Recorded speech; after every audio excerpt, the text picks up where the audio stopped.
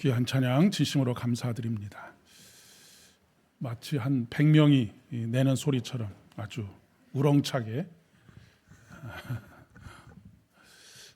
우리 박 장로님이 없으시니까 아멘을 안 하시네요. 한 주간 평안하셨습니까? 예. 요즘 자주 듣는 이야기가, 요즘 우리 아이들은 꿈이 없어서 참 걱정이다라고 하는 말을 자주 듣습니다. 그리고 이런 현상들에 대해서 우려 섞인 그런 걱정들을 많이들 하고 있습니다. 그런데 이것이 우리 아이들의 문제일까라고는 생각을 해봅니다. 아이들이 꿈꿀 수 있는 여건은 마련해 주지 않고 아이들이 꿈을 꾸지 않고 있다라고 걱정만 하고 있기 때문에 그렇습니다. 아이들이 꿈꾸고 자기가 하고 싶은 것이 무엇인지를 탐색할 수 있도록 하기보다는 부모는 자기가 좋아하는 것, 자기의 체면을 세워줄 수 있는 것, 이런 것들을 아이들의 꿈으로 강요하는 일들이 굉장히 많이 있습니다.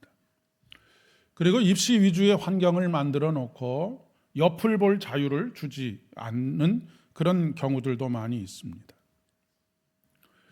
그런 상황 속에서 내가 무엇을 좋아하는지, 무엇을 잘하는지를 탐색해 볼 수 있는 여유가 전혀 없는 것이죠.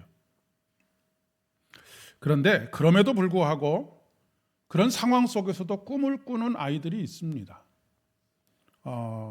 주로 조금 범생이들이 아닌 약간은 삐딱한 그런 친구들이 주로 그런 상황에서도 꿈을 꾸지요. 저는 우리 아이들을 보면 그런 생각을 합니다. 여러분들이 조금 시간이 많이 경과하긴 했지만 예전에 길거리에 가다 보면 두더지 잡기라는 것이 있었습니다. 두더지 잡기를 어떻게 합니까? 두더지가 위로 올라오면 망치로 내려칩니다. 올라오지 못하도록 하는 것이죠. 저는 한국 사회의 학교 교육이 그렇지 않은가 싶은 생각이 들 때가 참 많이 있습니다.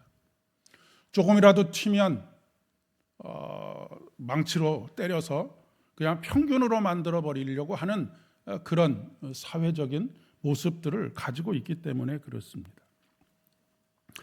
더 많은 아이들이 앞만 보고 달려가도록 강요하는 세상 속에서 좀 옆을 볼 수 있는 자유를 누릴 수 있었으면 참 좋겠다라고 하는 것이 저의 평소의 지론입니다. 늘 성공에만 매몰되어 있는 것이 아니라 자유롭게 실패할 수 있는 자유도 좀 줬으면 참 좋겠다라고 하는 생각을 합니다. 우리는 아이들이 20살이 되던 해에 대학을 떨어지면 인생이 다 망한 것처럼 그렇게 생각하는 경향들이 굉장히 많습니다. 그러나 여러분, 20살에 대학에 떨어졌다고 해서 인생이 망하지 않습니다. 우리나라 헌법에 20살에 꼭 대학을 들어가야 된다라고 그렇게 정해져 있는 것도 아니기 때문에 그렇습니다. 중요한 것은 자기가 무엇을 하고 싶은지, 그리고 자기가 무엇을 잘할 수 있는지, 이런 것들을 탐색할 시간들이 필요한 것이죠. 그것을 발견하는 시간이 20살일 수도 있지만 그보다 어린 나이일 때도 있겠고요. 25, 30이 됐을 때도 있고요. 또 40, 50이 됐을 때도 있을 수 있습니다. 그냥 남들이 사는 것처럼 살다가 나이 한 50이 되어서 갑자기 하고 싶은 것이 생기고 내가 이것은 참 잘할 수 있겠다라고 하는 것을 발견하는 뒤늦은 사람들도 있습니다. 50대만 그렇겠습니까? 60대, 70대에도 그런 일들은 얼마든지 일어날 수 있습니다. 여러분에게는 어떤 꿈이 있으십니까? 딱 이렇게 말씀드리면 내가 이 나이에 무슨 이렇게 반응이 나타나지 않을까 싶습니다. 그런데 성경은 성령의 사람들은 꿈꾸는 사람들이다라고 그렇게 말씀하십니다. 그 후에 내가 내 영을 만민에게 부어주리니 너희 자녀들이 장래일을 말할 것이며 너희 늙은이는 꿈을 꾸며 너희 젊은이는 이상을 볼 것이다 라고 말씀하고 있습니다. 여러분, 꿈꾸는 것의 좋은 점이 뭔 줄 아십니까? 돈이 들지 않는다라고 하는 것입니다. 꿈꾸는 데 장점은 시간과 장소와 처지와 형편에 구애를 받지 않는다라고 하는 것입니다. 도무지 꿈꿀 수 없는 상황에서도 꿈꾸는 것은 자유입니다. 그렇게 꿈을 꾸었던 한 사람의 이야기를 하려고 합니다. 바로 선지자 이사야입니다. 선지자 이사야는 남유다의 10번째 왕인 우시야가 죽던 해에 하나님의 말씀을 대언하기 시작한 왕입니다. 우시야, 요담, 아하스, 히스기야에 걸쳐서 4대에 걸쳐 하나님의 말씀을 대언했던 선지자입니다. 그런데 어떻게 보면 이스라엘 역사 속에서 가장 혼란스럽고 가장 어렵고 가장 힘들었던 시기가 또 이 시기이기도 합니다. 본래 전통의 그 강대국이었던 강한 제국이었던 애굽이 여전히 있었고 그 가운데 아수르라고 하는 나라가 신흥 제국으로 떠올라서 주변에 있는 모든 나라들을 침략하고 그들의 것들을 강탈하고 또 계속해서 조공을 바치도록 하는 그런 상황 속에 놓여져 있었기 때문입니다. 아수르가 제국으로 신흥 제국으로 떠오르면서 남유다와 북이스라엘에게도 아주 엄혹한 현실이 다가오게 되었습니다. 북이스라엘은 재빠르게 어떻게든지 이것을 막아내기 위해서 힘을 모아야 되겠다 생각하고 그 옆에 있는 아람에게 도움을 요청하고 남유다에게도 연대를 요청합니다. 그런데 남유다는 여기에 응하지 않고 아람과 북이스라엘이 서로 연대해서 아수르에게 대적해 보지만 결국 아람이 먼저 멸망하게 되고 그 뒤를 이어서 북이스라엘도 멸망을 당하게 됩니다. 아수르에게 계속해서 지속적인 괴롭힘을 당하는 그런 상황 속에서 또 다른 강대국이 일어나게 되는데 이 강대국은 역사에 있어서 몇 손가락 안에 꼽히는 그런 강대국입니다. 그것이 바로 바벨론이라고 하는 나라입니다. 이 바벨론이 일어나면서 그 틈바구니에 끼어서 이러지도 못하고 저러지도 못하는 그런 상황 속에 있었습니다. 나라의 상황은 풍전등화와 같았던 그런 상황입니다. 그런데 놀랍게도 이사야는 이런 상황 속에서 지금 당장 먹고 사는 것을 걱정하고 생존을 걱정해야 하는 이런 상황 속에서 자기가 꾸고 있는 꿈에 대한 이야기를 하고 있습니다. 그 꿈은 어떤 꿈일까요? 이 땅에 하나님의 나라가 이루어지는 꿈입니다. 애굽과 아수르와 바벨론이라고 하는 이 강대국 틈바구니에서 이리 치이고 저리 치이고 이리 먹히고 저리 먹히고 빼앗기고 하는 그런 상황 속에서 이사야는 전혀 다른 나라를 꿈꾸고 있습니다. 그리고 그의 꿈에 대해서 우리에게 들려줍니다. 그때의 이리가 어린 양과 함께 거하며 표범이 어린 염소와 함께 누우며 송아지와 어린 사자와 살찐 짐승이 함께 있어 어린 아이에게 끌리며 암소와 곰이 함께 먹으며 그것들의 새끼가 함께 엎드리며 사자가 소처럼 풀을 먹을 것이며 젖 먹는 아이가 독사의 구멍에서 장난하며 젖된 어린아이가 독사의 굴에 손을 넣을 것이라. 나의 거룩한 산 모든 곳에서 해됨이 없고 상함도 없을 것이니 이는 물이 바다 덮음같이 여호와를 아는 지식이 세상에 충만할 것임이라 라고 말씀하고 있습니다. 이리와 어린 양이 상징하는 것이 무엇이겠습니까? 표범과 어린 염소가 상징하는 것은 무엇이겠습니까? 암소와 곰이 함께 있는 것, 어린아이와 독사가 함께 있는 것이 상징하는 것이 무엇이겠습니까? 강대국들이 약소국들을 수탈하고 죽이고 빼앗아가고 있는 그런 상황 속에서 이사야는 그런 모든 일들이 죽이고 빼앗고 하는 일들이 사라진, 온전히 하나님께서 다스리시는 하나님의 나라에 대한 꿈의 이야기를 우리들에게 들려주고 있습니다. 물이 바다를 덮음과 같이 여호와를 아는 지식이 이 세상에 충만할 것을 꿈꾸고 있었던 것이죠. 사람들은 이 이사야의 꿈의 이야기를 들으면서 비웃었습니다. 그것은 실현 불가능한 이야기이었기 때문입니다. 강대국의 tum바구니에서 생존 자체가 어떻게 될지를 알 수 없는 처지와 형편 속에서 이런 꿈을 꾼다는 것은 정신이 어떻게 되지 않고서는 꿈꿀 수 없기 때문이 그렇습니다. 오히려 무기력에 가까운 상황이지요. 지금 이 지구상에서 벌어지고 있는 전쟁의 상황도 마찬가지라고 이야기할 수 있습니다. 그것이 옳지 않다라고 하는 것을 알지만 우리가 어떤 것을 어떻게 해볼 수 없는 그런 상황 속에 놓여져 있습니다. 그럼에도 불구하고 우리는 이 하나님의 나라가 이 땅에 이루어지는 것을, 그 꿈꾸는 것을 중단하지 말아야 한다라고 하는 이야기입니다. 포기하거나 좌절하거나 절망하여서 더 이상 꿈꾸기를 멈추는 것이 아니라 그럼에도 불구하고 끊임없이 꿈을 꾸는 사람들이 되어야 한다라고 하는 것을 이사야 선지자가 우리에게 가르쳐주고 있는 것이죠.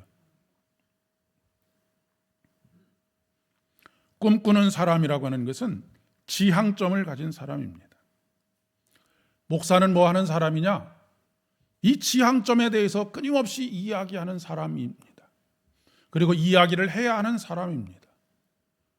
현실에 좌절하거나 굴복하는 것이 아니라 우리의 처지와 형편이 이러하니까 우리는 여기까지만 하겠습니다가 아니라 끊임없이 포기하지 않고 이 하나님의 나라에 대한 이야기를 하는 사람입니다. 성도는 누구입니까? 하나님께서 목사를 통해서 말씀하시는 그 꿈을 함께 공유하고 그 꿈을 함께 꾸는 사람들, 이 비전을 공유하는 사람들이 바로 성도의 삶이라고 이야기할 수 있습니다. 처지와 형편과 상황에 상관없이 그 꿈, 즉 지향점에 대해서 끊임없이 이야기하고 그 지점을 지치지 않고 포기하지 않고 나아가는 것이죠. 히브리서 기자는 우리에게 이렇게 이야기합니다. 믿음의 주요 또 온전케 하시는 이인 예수를 바라보자. 저는 그 앞에 있는 즐거움을 위하여 십자가를 참으사 부끄러움을 개의치 아니하시더니 하나님 보좌 우편에 앉으셨느니라 라고 말씀하고 있습니다. 믿음의 주요 또 온전케 하시는 분, 우리의 처지와 형편으로는 할 수 없는 일, 우리는 꿈꿀 수 없는 그 일을 하나님께서는 우리에게 꿈꾸게 하시고 니들이 꾸는 꿈이니 니들이 이루어라라고 말씀하지 않으시고 온전케 하시는 분이 하나님이시다라고 하는 것을 우리에게 말씀하고 계십니다. 그러기 위해서는 우리가 치러야 할 대가가 있습니다. 저는 그 앞에 있는 즐거움을 위하여 십자가를 참으사 부끄러움을 개의치 아니하셨다라고 말씀하십니다. 그리고 그 결과가 무엇입니까? 하나님 보좌 우편에 앉으셨느니라 라고 말씀하고 있습니다. 오늘 사도행전의 말씀 2장 42절의 말씀은 초대교회 공동체의 이상적인 모습을 우리에게 보여주고 있습니다. 이 초대교회 공동체는 역사상 가장 짧은 기간 동안 존재했다가 사라져버린 그런 공동체입니다. 우리가 설교 시간에도 그렇고 성경 공부를 하면서도 그런 이야기를 종종 하지 않습니까? 초대교회로 돌아가자. 그런데 초대교회로 돌아가자라고 하는 이 말이 구호에 그칠 때가 참 많습니다. 구호만 거창하게 초대교회로 돌아가자고 하고 정작 행동은 전혀 다른 행동을 하기 때문에 그렇습니다. 사실 사도행전이 기록될 당시에는 이미 이 예루살렘의 초대교회 공동체는 그 지역에서 사라지고 없었습니다. 그럼에도 불구하고 사도행전의 저자인 누가가 이 아름다웠던 초대교회, 온전히 하나님의 나라가 이루어진 이 초대 교회를 언급하고 있는 이유가 무엇이겠습니까? 이사야가 꿈꿨던 이 땅에 메시아로 오신 예수 그리스도를 통해서 완성해 가기를 원하셨던 그 나라를 오늘 우리도 계속해서 꿈꾸어 가자라고 하는 그런 의미에서 이 이야기를 기록하고 있다라고 하는 것입니다. 그들이 사도의 가르침을 받아 서로 교제하고 떡을 떼며 오로지 기도하기를 힘쓰니라. 사도들로 말미암아 기사와 표적이 많이 나타나니 믿는 사람이 다 함께 있어 모든 물건을 서로 통용하고 또 재산과 소유를 팔아 각 사람의 필요를 따라 나눠주며 날마다 마음을 같이하여 성전에 모이기를 힘쓰고 집에서 떡을 떼며 기쁨과 순전한 마음으로 음식을 먹고 하나님을 찬미했다. 여러분, 사도들이 가르친 것이 무엇일까요? 하나님께서 이스라엘을 통해서 꿈꾸게 하신 바로 그 하나님의 나라, 그 나라를 꿈꾸며 가르쳤던 것이죠. 그리고 예루살렘 공동체 초대 교회의 모습은 바로 그 사도들의 가르침을 따라 사도들이 꿈꿨던 그 꿈을 함께 공유하고 그것을 공유하는 데서 그치지 않고 삶으로 나타내는, 행동하는 그런 모습으로 예루살렘의 초대 공동체가 이루어지게 되었다라고 하는 것입니다. 특별히 떡을 떼며 기쁨과 순전한 마음으로 음식을 먹었다라고 하는 것이 초점입니다. 이때 나누었던 떡과 포도주는 예배의 일부분이었습니다. 오늘날처럼 예배와 성찬식이 분리되어 있는 것이 아니라 예배와 애찬이 함께 있었던 것이죠. 그러니까 여러 번 제가 강조해서 말씀드렸지만 예배 끝나고 그냥 가지 마시고 식당에서 함께 식사를 하시는 것까지가 예배의 완성이라는 말씀입니다. 함께 떡을 떼며 교제하고 함께 식탁에 둘러앉을 때에 가장 중요한 것은 무엇이냐면 같은 것을 먹는다라고 하는 것입니다. 부자라고 해서 더 좋은 것을 먹고 가난하다고 해서 덜 좋은 것을 먹거나 주인이라고 해서 더 좋은 것을 먹고 종이라고 해서 덜 좋은 것을 먹는 것이 아니라 같은 것을 먹는다는 것에 있습니다. 하나님의 나라는 차별이 없기 때문에 그렇지요. 지금은 그런 일들이 거의 없지만 예전에는 아버지 상에 올라가는 반찬은 남달랐습니다. 장남의 상에 올라가는 반찬도 남달랐던 시대들이 있었습니다.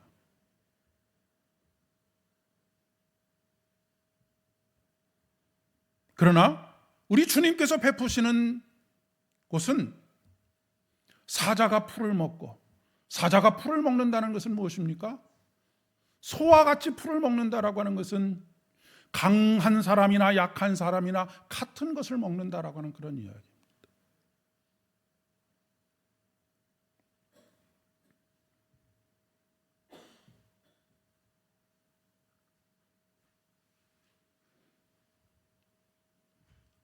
그러나 문제는 그런 시간들이 오래지 않아 사라지게 되었습니다. 고린도 전서를 보면 사도 바울이 이에 대해서 아주 엄하게 경고하고 있는 것을 보게 됩니다. 고린도 전서 11장에 보면 성찬에 대한 말씀을 하기 바로 직전에 이렇게 경고하고 있습니다. 이 고린도 교회에서 어떤 일들이 벌어지게 되었느냐면 주인들은 여유가 있으니까 먼저 와서 자기가 싸갖고 왔던 음식들을 배부르게 먹고 그리고 예배를 기다리고 있었습니다. 종들은 집에서 모든 허드렛 일을 다 하고 겨우 예배 시간에도 맞춰 오지 못하고 헐레벌떡 와서 왔는데 이미 먼저 왔던 사람들이 다 배불리 먹고 남은 것이 거의 없었던 것이죠.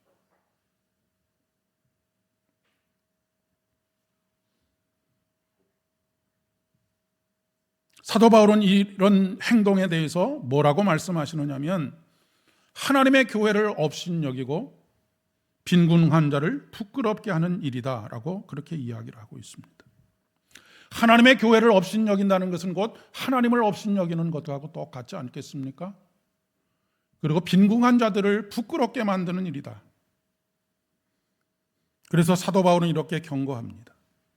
누구든지 주의 떡이나 잔을 합당하지 않게 먹고 마시는 자는 주의 몸과 피에 대하여 죄를 짓는 것이니라.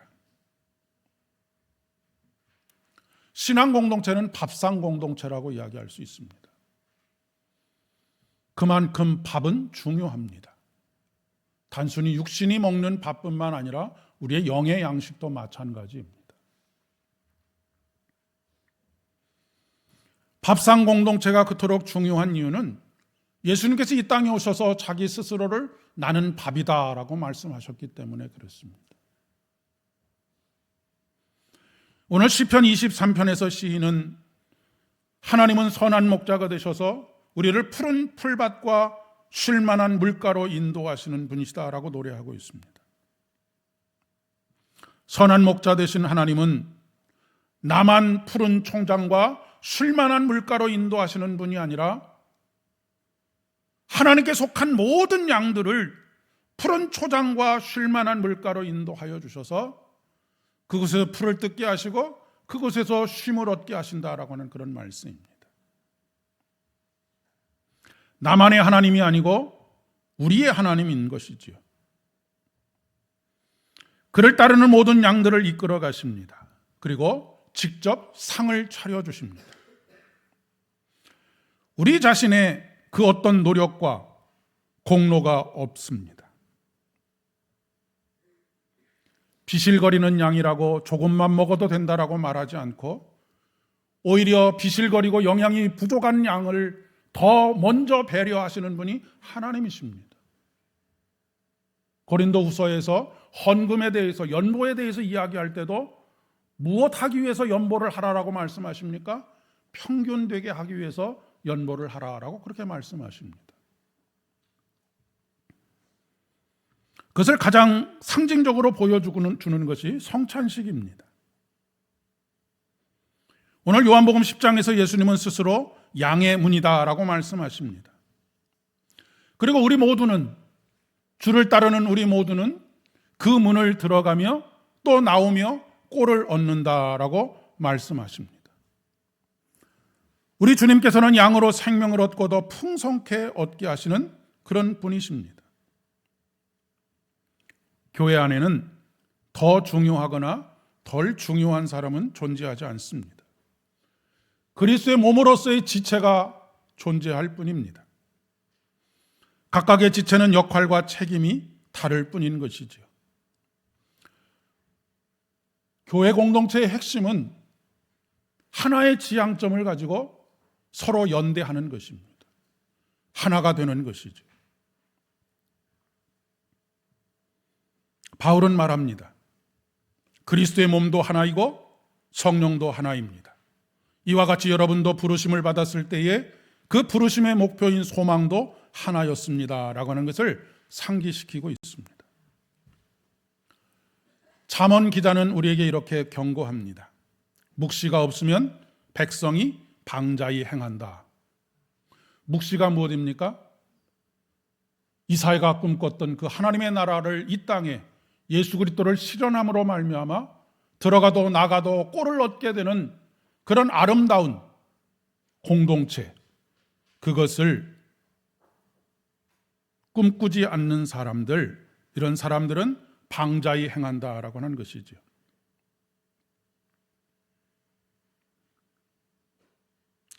풀어서 설명해 보면 비전이 없으면 망한다라고 하는 것입니다. 여러분, 한국 교회가 점점 쇠퇴해져 가고 있습니다. 물론 여러 가지 원인들을 진단할 수 있습니다. 그런데 가장 중요한 원인은 바로 더 이상 하나님의 나라에 대해서 이야기하지 않는다라고 하는 것이고, 하나님의 나라를 함께 공유하지 않는다는 것이고, 그 하나님의 나라를 이 땅에 이루기 위해서 함께 행동하지 않는다라고 하는 것에 있습니다. 교회들마다 어느 교회가 더 커지느냐에만 관심이 있습니다. 예수를 믿는 우리들도 누가 더 성공하느냐에만 관심을 가지고 있습니다. 누가 더 많은 것을 모으느냐에만 관심이 있습니다.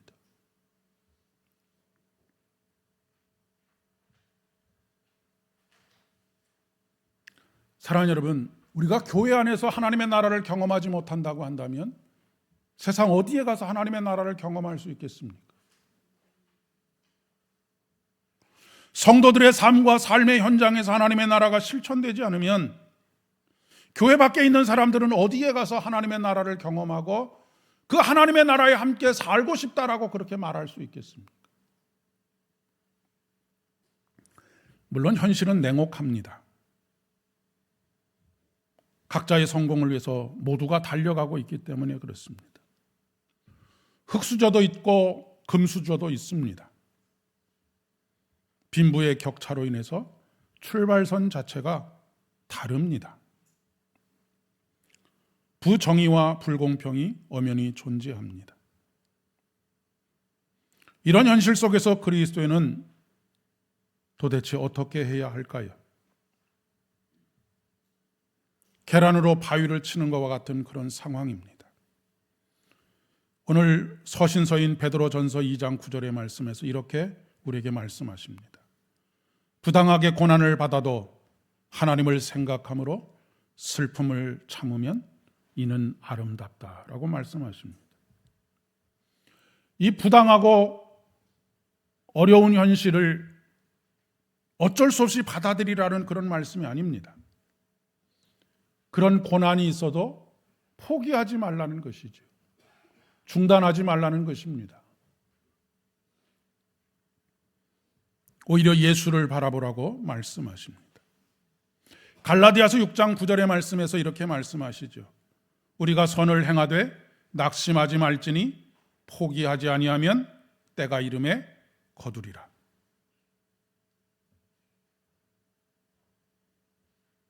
우리가 이 길을 계속해서 걸어갈 수 있는 이유가 있습니다. 그것은 바로 예수님께서 먼저 그 길을 걸어가셨기 때문입니다. 온갖 조롱과 멸시와 침뱉음을 참아내시면서까지 그 길을 계속해서 걸어가셨습니다. 그리스도도 너희를 위하여 고난을 받으사 너희에게 본을 끼쳐 그 자취를 따라오게 하려 하셨느니라. 그리고 이어지는 말씀을 통해서 이렇게 말씀하십니다. 너희가 전에는 양과 같이 길을 잃었더니 이제는 너희 영혼의 목자와 감독 되신 이에게 돌아왔느니라. 그렇습니다. 목자를 잃어버리면 중간에 포기하게 되어져 있습니다. 왜냐하면 목자가 갈 방향을 제시해주고 불러야 하는데 목자를 잃어버리면 당연히 중간에 자기 가고 싶은 길로 가게 됩니다. 그러나 우리가 우리 주님을 선한 목자라고 고백할 때에 우리는 그분의 음성을 듣고 그분이 우리를 이끌어가는 곳으로 가게 됩니다. 그것은 푸른 풀밭이고 쉴만한 물가가 된다라고 말씀하고 계시죠.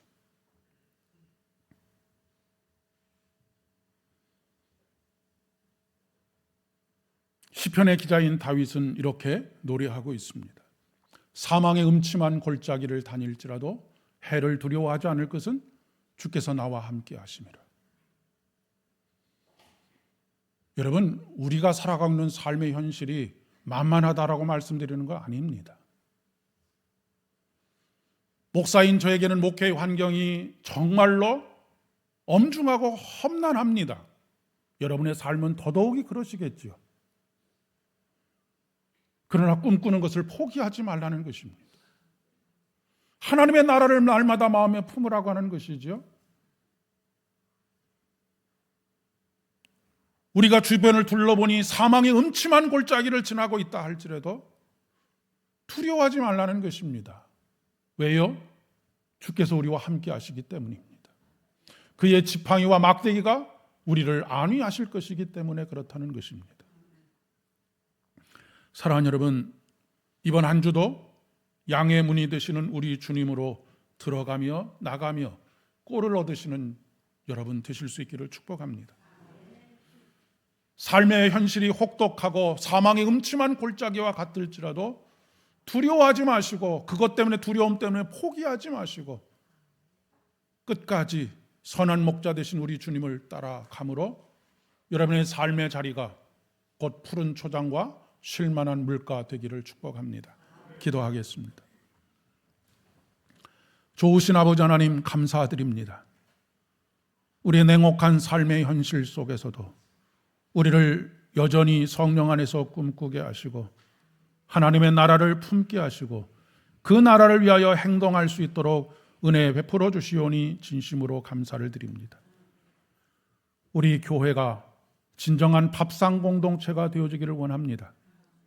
그저 쌀과 반찬들로 만들어진 상에 둘러앉는 것뿐만 아니라 그 상에 둘러앉은 가운데 하나님의 나라를 경험하게 하시고 모든 것을 공급하시고 그 자리를 통해서 푸른 초장과 쉴만한 물가를 경험하게 하시는 하나님의 은혜를 더욱 깊이 깨닫게 하여 주시옵소서. 예수님의 이름으로 기도드립니다.